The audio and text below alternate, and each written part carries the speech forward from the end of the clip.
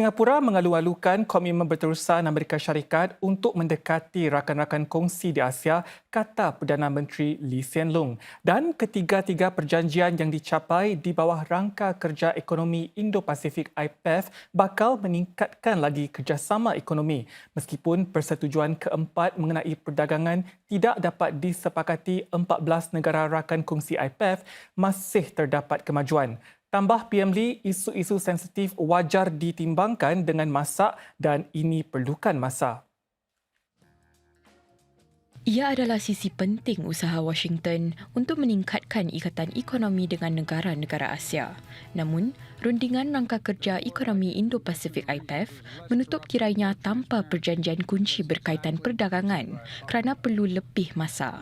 Bagaimanapun, negara-negara seperti Singapura akur terdapat kemajuan yang dicapai blok ini. Bercakap di mesyuarat pemimpin IPEF, Perdana Menteri Lee Hsien Loong berkata, perdagangan adalah kunci utama ekonomi global. The trade pillar is an integral part of the IPEF agreement and of the US's economic and strategic engagement in the region. But developing new and creative approaches to trade policy is not easy, and it takes time in order to carefully work through sensitive areas and to choose the best moment to commit the deal. Therefore, we look forward to further progress in the negotiations as well as intangible cooperation next year. PM Lee alu-alukan 3 perjanjian yang disepakati sejauh ini sambil menggesa anggota-anggota IPEF untuk kekal terbuka, inklusif dan fleksibel. We look forward to continued commitment from all partners to deliver tangible benefits and to build up the IPEF with high ambition, new ideas, strong people-to-people ties, and to drive regional economic integration and enable all of us to progress forward into a new era of partnership. Sebelum ini, PM Lee turut menyertai perkumpulan pemimpin lebih luas di sidang puncak IPEC dalam sesi dialog tidak rasmi mengenai isu kemampanan, perubahan iklim dan peralihan tenaga. Perhatian tertumpu kepada cara untuk menjadikan peralihan kepada ekonomi hijau dan dunia digital lebih inklusif. PM Lee sarankan 3 cara agar APEC boleh mempercepatkan usaha memerangi perubahan iklim. Ini termasuk melabur dalam sumber tenaga baharu, membangunkan piawaian jelas berhubung kredit karbon dan bekerjasama dengan entiti kewangan awam dan swasta untuk membiayai projek lebih mesra alam di Asia. Bagi menggulung hari yang padat dengan pelbagai mesyuarat, makan malam dihidangkan di Museum Legion of Honor. Singapura mengalu-alukan ketetapan Majlis Keselamatan Pertubuhan Bangsa-Bangsa Bersatu atau PBB yang menggesa gencatan senjata segera di Gaza demi menyediakan bantuan serta koridor kemanusiaan. Menurut penyataan Kementerian Ehwal Luar atau MFA, Singapura amat prihatin terhadap keadaan kemanusiaan yang memburuk di Gaza. Ia menggesa segenap usaha dilakukan demi menyediakan bantuan kemanusiaan tanpa sebarang sekatan dan agar para tebusan dibebaskan serta-merta. MFA turut menyuarakan kekesalan Singapura berkaitan kesan operasi tentera Israel ke atas Hospital Ash-Shifa. Ia gesa Israel melakukan apa yang terdaya bagi melindungi semua orang awam dan kemudahan perubatan. Semua pihak yang bertelingkah digesa supaya mematuhi sepenuhnya undang-undang kemanusiaan antarabangsa.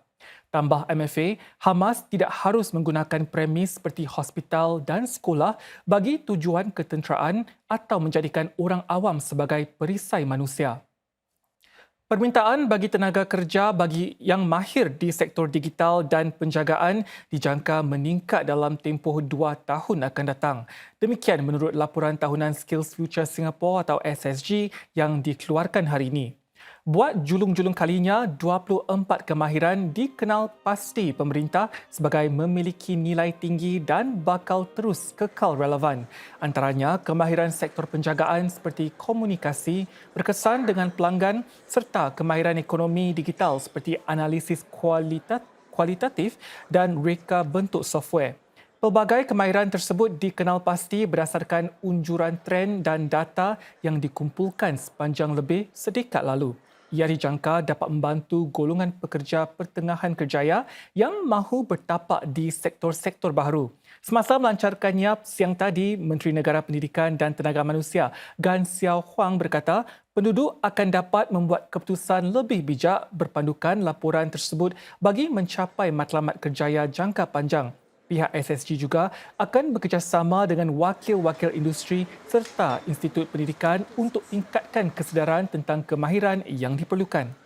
Perdagangan luar Singapura menunjukkan tanda-tanda pemulihan. Ekspor domestik bukan minyak atau NODX untuk Oktober merosot 3.4% berbanding setahun lalu. Ia jauh lebih baik berbanding penguncupan 13.2% yang dicatat bulan sebelumnya. Sebilangan pengamat meramalkan prestasi lebih baik menjelang hujung tahun.